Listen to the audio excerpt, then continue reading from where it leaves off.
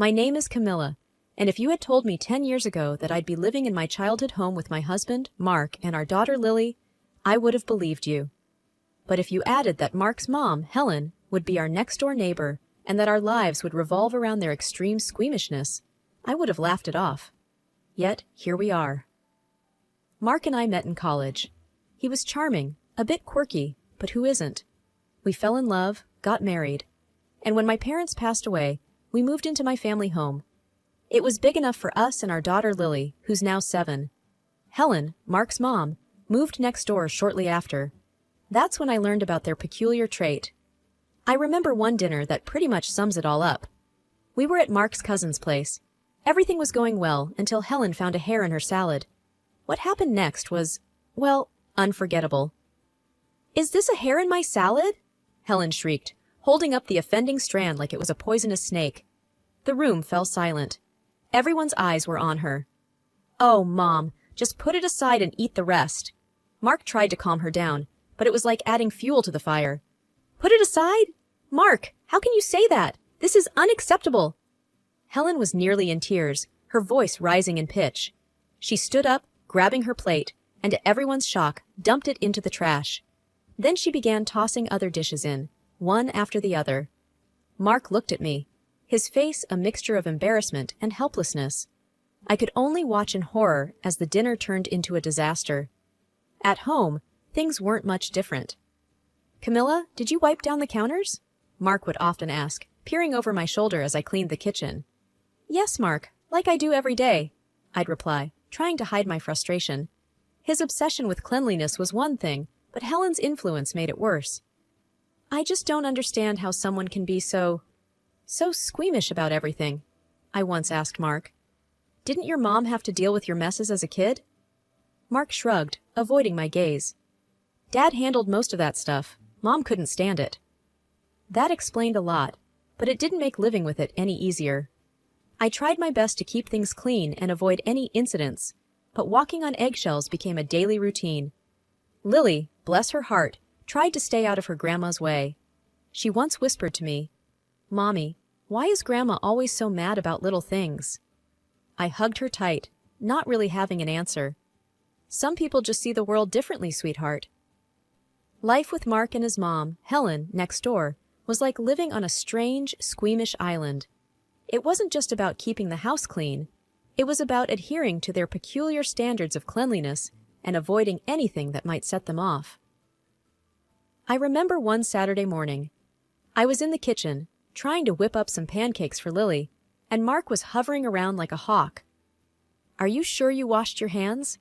he asked, for what seemed like the 10th time. "Yes, Mark, I did," I replied, flipping a pancake. "And the spatula is clean. And yes, the pan was washed last night." He nodded, but I could tell he wasn't fully convinced. His eyes darted around the kitchen, looking for any sign of contamination.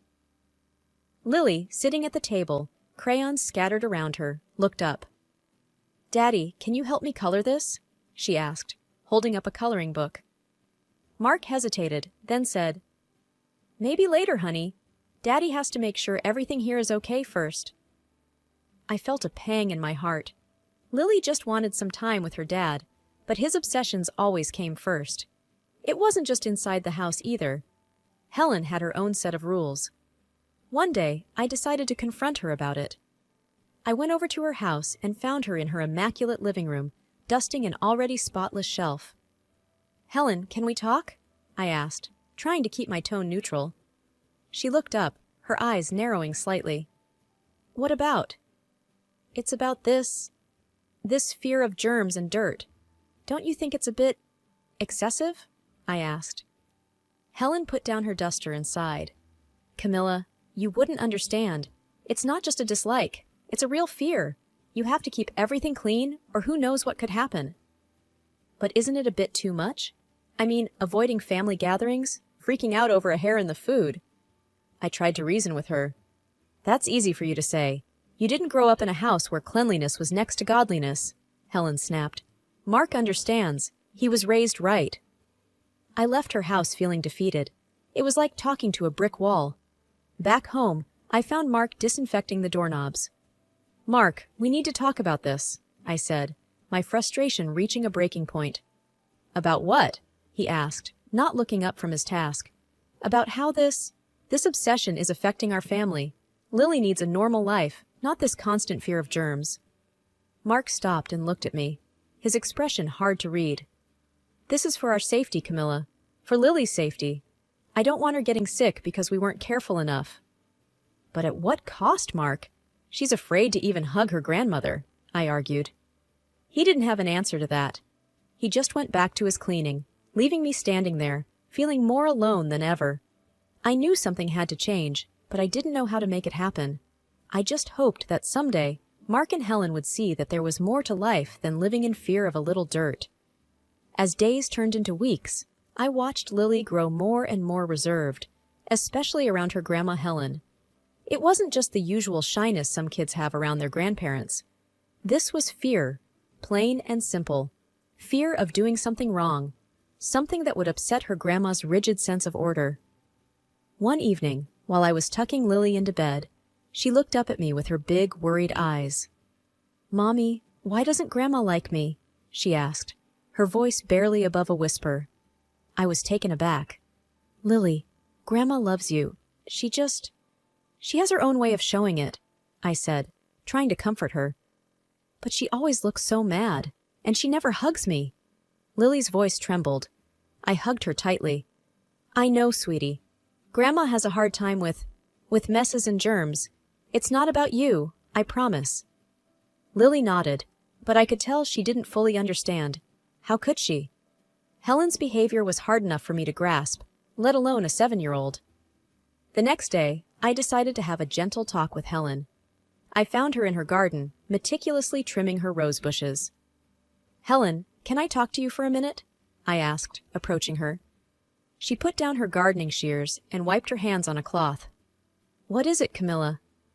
"It's about Lily. She feels like you don't like her," I said, choosing my words carefully.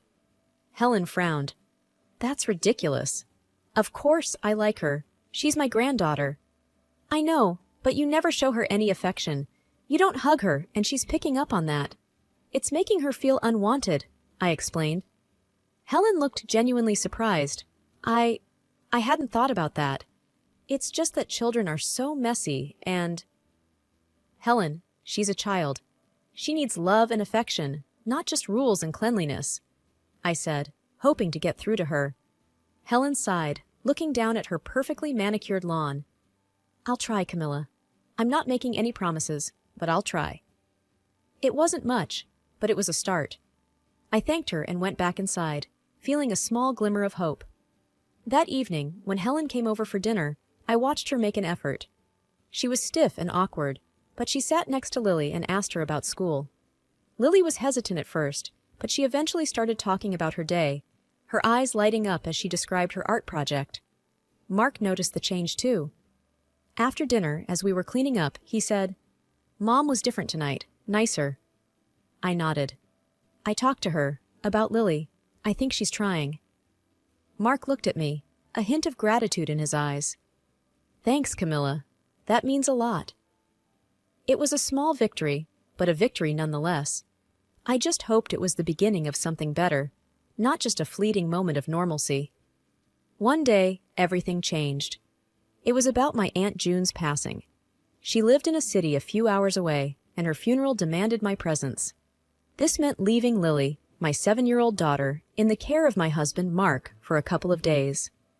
The evening before my departure, I sat down with Mark in our cozy living room, the walls lined with family photos, some of which included Aunt June. "Mark, I'm really worried about leaving Lily with you," I began, my voice tinged with concern. "You know how she is, and with your... well, you know." Mark put down the book he was reading and looked at me with a reassuring yet somewhat distant gaze. "Camilla, we'll be fine. It's just 2 days. I know I'm not great with messes, but I can manage. It's my daughter we're talking about." I wanted to believe him, but doubts lingered. I handed him a list of emergency contacts and instructions I had prepared. "Everything's on here, from her meal times to her bedtime story routine. And please, if anything happens, just call Helen or the numbers on this list." He nodded, taking the list but not really looking at it. Got it. We'll be fine, Camilla. Go and pay your respects to Aunt June without worrying. The drive to the funeral was a blur of anxious thoughts. I called Mark several times. Each time, his response was the same. Everything's under control, Camilla. Focus on your family there. But my mother's intuition told me something wasn't right. When I returned 2 days later, a sense of dread filled me as I approached our home. It looked unusually quiet and deserted. Frantically, I called Mark, but my calls went unanswered. Rushing inside, I called out, "Lily! Mark!" There was no response, just an eerie silence. Then, from the staircase, I heard a small, trembling voice. "Mommy?" It was Lily, looking small and forlorn, clutching her favorite plush bunny. "What happened, sweetie? Where's Daddy?" I asked, my heart pounding. Tears welled up in her eyes. "Daddy left last night. He said he couldn't stay here." I knelt down, trying to hide my shock and anger. "Why did he leave, Lily? Did something happen?" Lily nodded, her voice barely a whisper. I was sick. I threw up. Daddy got scared and said he had to go to Grandma's." My mind reeled with disbelief and anger. Mark had left our daughter alone because he couldn't handle a bit of vomit? "Did he say when he'd be back?" I asked, trying to maintain my composure for Lily's sake. She shook her head, her small hands gripping her bunny tighter. "No, Mommy, he just left. I was scared." I hugged her, feeling a protective rage building inside me. This was more than just Mark's usual squeamishness. This was outright neglect. As I comforted Lily, I glanced around. The house was in disarray, a stark contrast to its usual neatness. Toys were scattered, dishes piled up, and there was a stain on the carpet that I didn't dare to inspect closely. Mark's fear of mess had not only trumped his responsibilities as a father, but had also led to him abandoning our sick child. I knew then that something had to change. This wasn't just about coping with Mark and Helen's peculiarities anymore. This was about the safety and well-being of my child. I had to confront Mark and Helen, but first, I needed to take care of Lily. She was my priority. Once I made sure Lily was okay, had eaten, and was resting, I called Mark again, my fingers trembling with fury. This time, he answered, his voice cautious. "Mark, what the hell were you thinking? Leaving Lily alone like that?" I couldn't keep the anger out of my voice. "Camilla, I couldn't handle it. You know how I am with that stuff. I thought she'd be fine." Mark's voice was defensive, almost detached. "Fine? She's a child, Mark. She was sick and scared. You're her father. You're supposed to take care of her, not run away at the first sign of trouble." Mark was silent on the other end, and I knew that our conversation was far from over. After ensuring Lily was safe and had calmed down, I knew I had to confront Mark and Helen.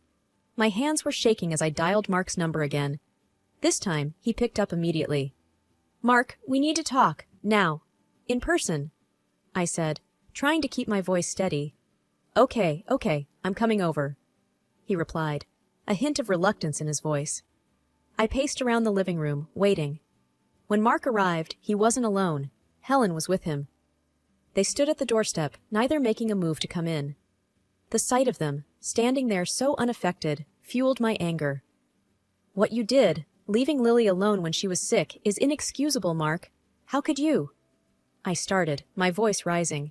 Mark shifted uncomfortably. "I told you I couldn't handle it. I didn't think it was a big deal. She's 7, not a baby." "Not a big deal? She was terrified, Mark. Alone in this big house. Anything could have happened." I couldn't believe his casual dismissal. Helen chimed in, her tone defensive. "Camilla, he did what he thought was best. He's not good with sickness. You know this." "That's not an excuse, Helen. He's her father. It's his responsibility to take care of her, no matter what," I shot back, my gaze fixed on Mark. Mark looked away, unable to meet my eyes. I panicked. "I'm sorry, okay?" "Sorry doesn't cut it, Mark. This is about our daughter's safety. And you, Helen, encouraging this behavior? It's harmful, not just annoying," I said, my frustration boiling over. Helen's face hardened. "We've always been this way. It's not our fault you don't understand." Understanding dawned on me then. This wasn't just about cleanliness or a simple fear of germs. This was deeper, more ingrained, and it was affecting Lily. "I understand more than you think. What I don't understand is how you can justify neglecting a child, I said, my voice steady but firm. Mark finally spoke up. Camilla, let's just calm down and talk about this. Calm down? Mark, your actions put our daughter in danger. I can't just calm down about that. And I can't let it happen again, I said, my decision clear in my mind. I looked at both of them, standing there, still not fully grasping the gravity of the situation. I need to think about what's best for Lily. And right now, I don't think that includes being around this level of irresponsibility. Mark and Helen exchanged a glance, but neither said anything. They knew I was serious. I'll be in touch about what happens next. For now, I think it's best if you both leave, I said, ushering them out the door. As they walked away, a mix of emotions washed over me. Anger, disappointment, but also a sense of clarity. I needed to protect Lily, and if that meant making tough decisions, so be it. The confrontation had revealed a stark truth. I couldn't rely on Mark or Helen when it came to Lily's well-being. After Mark and Helen left, my mind was racing. I knew I had to take concrete steps to ensure Lily's safety. The first thing I did was call my friend Sarah, who's a lawyer. I explained the situation to her, my voice shaky with emotion. Sarah, I don't know what to do. Mark left Lily alone at home when she was sick. I can't trust him anymore, I said, feeling a lump in my throat. Sarah's voice was calm and reassuring. Camilla, first of all, make sure Lily is okay now. Have you seen a doctor? No, not yet. I'll call one right away, I replied, realizing I had been so caught up in my anger that I hadn't thought of this. Good. Get Lily checked out. Then we can talk about your options legally. This is serious, Camilla. Leaving a child alone like that. It's not just irresponsible, it's dangerous, Sarah said. I hung up and immediately called our family doctor, who agreed to see Lily right away. Thankfully, she was fine, just a bit shaken up from the whole ordeal. The next day, I met with Sarah. We sat in her office, a small, unassuming room filled with legal books and papers. You have grounds to file for sole custody, Camilla. What Mark did was essentially child endangerment, she explained. I listened, the weight of the situation pressing down on me. What about Helen? She's just as responsible for this mindset of Mark's. Sarah nodded. You can file a restraining order against her if you think she poses a threat to Lily's well-being. It was a lot to take in. Filing for divorce, sole custody, possibly a restraining order. It felt like my entire world was collapsing. But then I thought of Lily, her frightened face when I found her alone, and I knew I had no choice. I'll do it. I have to protect Lily, I said, my voice firm. Sarah gave me a sympathetic look. I'll start the paperwork. It won't be easy, Camilla, but I'll be with you every step of the way. Over the next few weeks, life was a whirlwind of legal meetings and emotional upheavals. Mark tried to talk to me, to apologize, but I couldn't get past what he had done. Helen, on the other hand, was furious.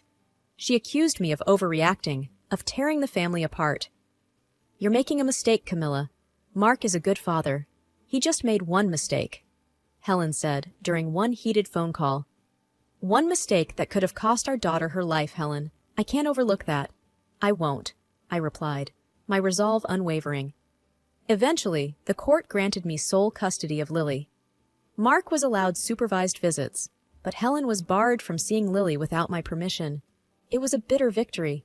My marriage was over, my family broken, but Lily was safe, and that was all that mattered. Life after the divorce and the court's decision was like stepping into a new world. It was a world where I was both a single parent and the sole protector of my little girl, Lily. The divorce had been tough, with its fair share of tears and heartache, but it was done. It was time to move forward. One evening, as I was tucking Lily into bed, she looked up at me with her curious eyes. Mommy, are we going to be okay? Just the two of us? She asked, her voice tinged with a mix of concern and hope. I smiled and brushed her hair back from her forehead. Yes, sweetie, we're going to be just fine. It's going to be different, but we have each other, and that's what matters. Lily snuggled into her pillow, looking more relaxed. I like it being just us. It's quieter. I laughed softly. Yes, it is. And we can make our own rules now, like pancake Saturdays and maybe getting a pet? What do you think? Her face lit up at the mention of a pet. Can we get a puppy? I've always wanted a puppy. We'll see, I said, not wanting to make any promises I couldn't keep. Now, time to sleep. Big day tomorrow. After Lily fell asleep, I went to the living room and sat down with a cup of tea. The house was quiet, peaceful. I thought about everything that had happened, how much Lily and I had been through. It hadn't been easy, but I felt a sense of pride and strength. I had stood up for my daughter, for her safety and well-being. The next day, I took Lily to the park. We walked hand in hand, the sun shining down on us. "Mommy, look at the ducks!" Lily exclaimed, pointing at the pond. We stopped and watched the ducks, and I realized how much I had missed these simple moments, moments without worry or fear. "Mommy, can I ask you something?" Lily said, looking up at me. "Of course, sweetie. What is it? Will Daddy be okay? Will he be sad without us?" Her question caught me off guard, but it was a fair one. I knelt down to be at eye level with her. "Your daddy loves you very much, Lily. And yes, he will be okay. We all will be. Sometimes people need to be apart to be happy, but that doesn't change how much we love each other." Lily nodded, taking in my words. "I love you, Mommy." "I love you too, more than anything," I said, hugging her. As we continued our walk in the park, I felt a sense of hope for the future. There would be challenges, of course, but I was ready to face them. This was our new beginning, a chance to build a life filled with love, laughter, and happiness. Just Lily and me.